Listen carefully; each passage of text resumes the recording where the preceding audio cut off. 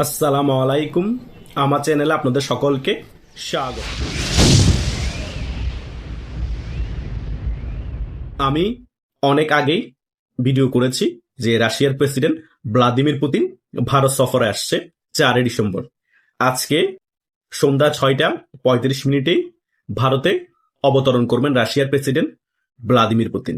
তিনি 2 দিনের সফরে ভারতে আসছে। এই সফর কিন্তু অনেক বেশি গুরুত্ব বহন করে। তিনি প্রথমে নরেন্দ্র মোদীর সাথে অনেক গুরুত্বপূর্ণ বৈঠক করবেন। এরপরে তিনি ভারতের রাষ্ট্রপতির সাথে দেখা করবেন। এরপরে তিনি মহাত্মা গান্ধীর সমাধিস্থলে যাবেন। এরপরও একটি গুরুত্বপূর্ণ বিষয় আছে।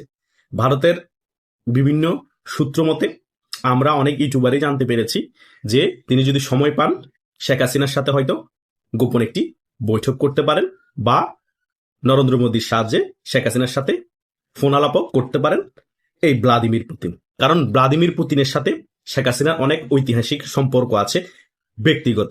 তাই বাংলাদেশের মধ্যে আওয়ামী লীগের রাজনীতি ফিরে আসুক এবং শেখ হাসিনা ফিরে যাক, ওনার প্রত্যাবর্তন হোক। নরেন্দ্র মোদী যেমন ভাবে চাই তেমনি ভাবে এই ভ্লাদিমির পুতিনও চাই। অলরেডি ভ্লাদিমির পুতিন আসার আগেই ভারত সীমান্তে এবং বাংলাদেশ সীমান্তের মধ্যে ভারতের অ্যাক্টিভিটি বেড়ে গিয়েছে। ভারত গতকালকেও বাংলাদেশের 3 সীমান্তে ড্রোন বিস্ফোরণ ঘটিয়েছে। আমি একটি ভিডিও করেছিলাম এবং সেখানে ট্যাঙ্ক, সাজোয়াজান এবং সৈন্য অনেক বেশি বাড়িয়ে ফেলেছে ভারত।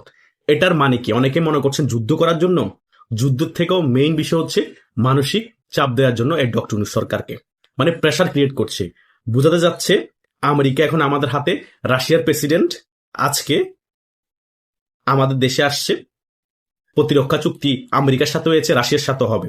আমরা যে সত্য দিয়েছি সে সত্য খুব তাড়াতাড়ি মেনে নাও, তা না হলে যুদ্ধ পরিস্থিতি হতে পারে, আমরা আক্রমণ করে দিতে পারি। পৃথিবীর কোনো দেশ তোমাদেরকে সাহায্য করবে না, রাশিয়া বলো আমেরিকা বলো। আমরা যাই বলবো বাংলাদেশে তাই এখন হতে হবে। এটা একটা মানসিক চাপ তৈরি করার জন্য এই সকল বিষয় ভারত এখন করছে।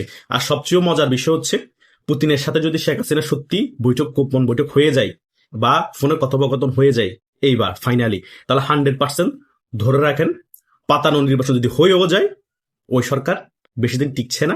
ওই সরকারের পতন খুবই তাড়াতাড়ি হয়ে যাবে এবং আওয়ামী লীগ বাংলাদেশের রাজনীতি খুব তাড়াতাড়ি ফিরে আসবে এবং এরপরে যে নির্দলীয় তত্ত্বাবধায়ক সরকারের আন্ডার নির্বাচন হবে সেই নির্বাচনে রাশিয়া এবং আমেরিকা এবং ভারতের সমর্থনে কিন্তু বাংলাদেশ আওয়ামী লীগ আবার 100% ক্ষমতায় আসবে। কারণ ভারত বাংলাদেশে যে রেজিমকে রাখতে চাইবে আমেরিকাও সেটাতে প্রায়োরিটি দিবে, রাশিয়াও প্রায়োরিটি দিতে বাধ্য হবে। কারণ সেজন্যই তো সম্পর্ক ভালো করার জন্যই তো রাশিয়া এবং আমেরিকা ভারতের সাথে প্রতিরক্ষা চুক্তি করতে যাচ্ছে।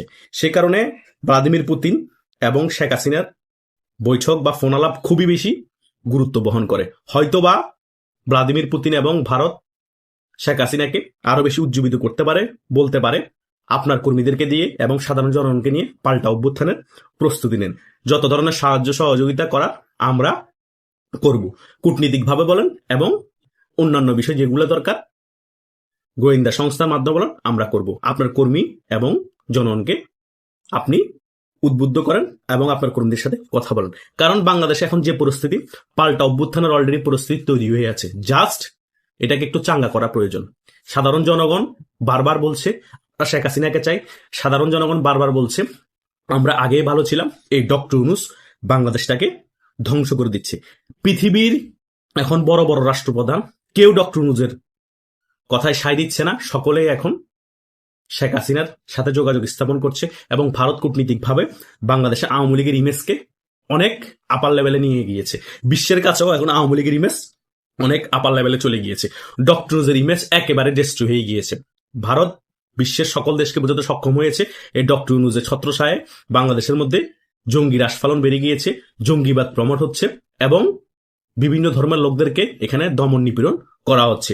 ডক্টর ইউনূসের হাতে যদি ক্ষমতা থাকে বাংলাদেশ ধ্বংস হয়ে যাবে এবং ডক্টর ইউনূসের পাতানো নির্বাচনের ফলে যে সরকার আসবে তার হাতেও যদি ক্ষমতা থাকে বাংলাদেশ ধ্বংস হয়ে যাবে। তাই একটি রাজনৈতিক ব্যালেন্সের প্রয়োজন বাংলাদেশে এবং একটি ইনক্লুসিভ নির্বাচনের প্রয়োজন।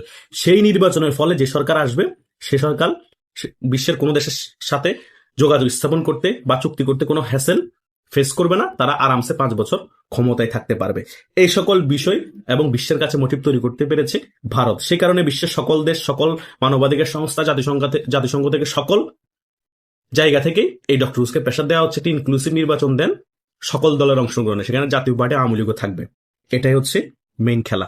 যদি জাতিসংঘের কথাও না শুনে, বিশ্বের অন্যান্য সংস্থার কথাও না শুনে, বিশ্বের কোনো দেশের কথা না শুনে একটি পাতা নির্বাচন দিয়ে দেয়, ফলাফল কি আমি অনেক ভিডিওতে বলেছি, বেশি দিন ওই সরকার টিকবে না এবং খুব ইজিলি পতন হয়ে যাবে। ঘুরে ফিরে নির্দলীয় তত্ত্বাবধায়ক সরকারের আন্ডারে নির্বাচন হতে হবে। এখন জাস্ট সময়টা পার করছে এই সরকার। এই পাতার নির্বাচনে কোনো ভ্যালুই থাকবে না, মেসাকার পরিস্থিতি হয়ে যাবে নির্বাচনের দিন থেকে শুরু করে এর পরবর্তী সময় পর্যন্ত। তাই বাংলাদেশে আওয়ামী লীগের প্রয়োজনীয়তা কতটুকু বিশ্বের সকল দেশ যেমন বুঝতে পারতেছে, বিশ্বের সকল মানবাধিকার সংস্থা যেমন বুঝতে পারতেছে, এই সরকারেরও বোঝা প্রয়োজন এবং বাংলাদেশের যে সকল রাজনৈতিক দল আছে তাদেরও বোঝা প্রয়োজন। কারণ বিএনপি যদি 40% বাংলাদেশে ভোট থাকে, আওয়ামী লীগেরও 40% বাংলাদেশে ভোট আছে, জাতীয় পার্টির 10%-এর বেশি বাংলাদেশে ভোট আছে, আর জামাত ইসলামের হয়তো 4-5% ভোট আছে। তাহলে বিএনপি আর জামাত ইসলাম মিলে হয়তো 45% ভোট আছে এই দুই দলের, আর আওয়ামী লীগের জাতীয় পার্টি মিলে তো 50% উপরে বাংলাদেশে ভোট আছে। এই বড় জনসংখ্যা যারা এই জাতীয় পার্টি এবং আওয়ামী লীগকে সমর্থন করে, তারা কোথায় ভোট দিবে? তাদেরকে যদি নির্বাচন অংশগ্রহণ করতে না দেওয়া হয়, এই সকল বিষয় বহির্বিশ্বের কাছে আওয়ামী লীগ এবং ইন্ডিয়া মিলে তুলে ধরতে সক্ষম হয়েছে। সে কারণেই ডক্টর ইউনূস এখন চতুর্মুখী চাপে আছে, না পারতেছে নির্বাচন না দিয়ে পালিয়ে যেতে, না পারতেছে আওয়ামী লীগকে এবং জাতীয় পার্টিকে নিয়ে নির্বাচন দিতে। কারণ তারা ভয়ে আছে জাতীয় পার্টি এবং আওয়ামী লীগের কোনো জায়গায় যদি কলা গাছও দাঁড়া করায়, তারা কম না হলে 100 আসন পেয়ে যাবে, প্রচারণা না করতে পারলো। তো 100 আসন পেয়ে গেলে তার পরবর্তী তারা আরামসে ক্ষমতায় চলে আসবে। তাই যতই রিস্ক থাকুক, যতই কিছু হোক, বিএনপি এর জন্য ইউনূসকে প্রেসার দিচ্ছে, আওয়ামী লীগ যাতে না আসে, জামাতও প্রেসার দিচ্ছে, যেভাবে নির্বাচনটা দিয়ে দেন, বাকিটা আমরা দেখবো ক্ষমতায় আসার পর। আমরা পতন হলে পতন হবো, চালাতে পারলে চালাতে পারবো, না পারলে নাই। আপনি নির্বাচনটা দিয়ে কোনো মতে আপনি সেফ এক্সিট নিয়ে চলে যান। সে কারণে ডক্টর ইউনূস অনড় হয়ে আছে বিএনপি এবং জামাত এই বেকিংটা দেওয়ার কারণে। আবার হয়তোবা ডক্টর চাচ্ছে ওদেরকে ইমোশনাল ব্ল্যাকমেইল করে, ওদেরকে ভয়ে রেখে নির্বাচনটা না দিয়ে একটু ডিলে করতে পারে নাকি দেখি। এটা ডক্টর মাথায় ঘুরতেছে যে আমি আর কতদিন কিছু ক্ষমতা থাকে, আমি আর বাঁচবো কয়দিন। ডক্টর মাথায় বিভিন্ন ধরনের বিষয় চিন্তা আসার কারণে তিনি একবার এক ডিসিশন নিচ্ছে। ফাইনালি কোনো ডিসিশন তিনি এখনো নিতে পারছেন, আর বয়সও তো হয়ে গিয়েছে, ডিসিশন মেকিংও ওনার প্রবলেম হচ্ছে। কারণ এটাই হচ্ছে বাস্তবতা, কারণ বয়স হয়ে গেলে মানুষের অনেক ডিসিশন মেকিং এর সমস্যা হয়ে যায়। তাই রাশিয়ার প্রেসিডেন্টের সাথে শেখ হাসিনার যদি বৈঠক হয় বা ফোনালাপ হয়, এটা খুবই গুরুত্ব বহন করছে। বাংলাদেশের অনেক কিছু পট পরিবর্তন হয়ে যাবে, এটা 100%। কারণ অ্যাগ্রেসিভ ভাবে আগাবে এখন ভারত, কারণ ভারতের এখন আর কোনো পিছুটান নাই। বিশ্বের কোনো বড় দেশ, প্রভাবশালী দেশ ভারতকে ভেটো দেওয়ার কিছুই নেই। আর আওয়ামী লীগের পাশে বিশ্বের সকল প্রভাবশালী দেশ থাকবে, তখন আওয়ামী লীগ তুলে ধরতে পারবে, দেখেন বাংলাদেশের মধ্যে কোনো গণতন্ত্র নাই, আমাদের মতো বড় দলকে ছাড়া এরা নির্বাচন দিয়ে দিচ্ছে। আশা করছি সকল বিষয় বুঝতে পেরেছেন। আপনাদেরও যদি কোনো মতামত থাকে কমেন্ট করে জানাতে পারেন। ধন্যবাদ সকলকে।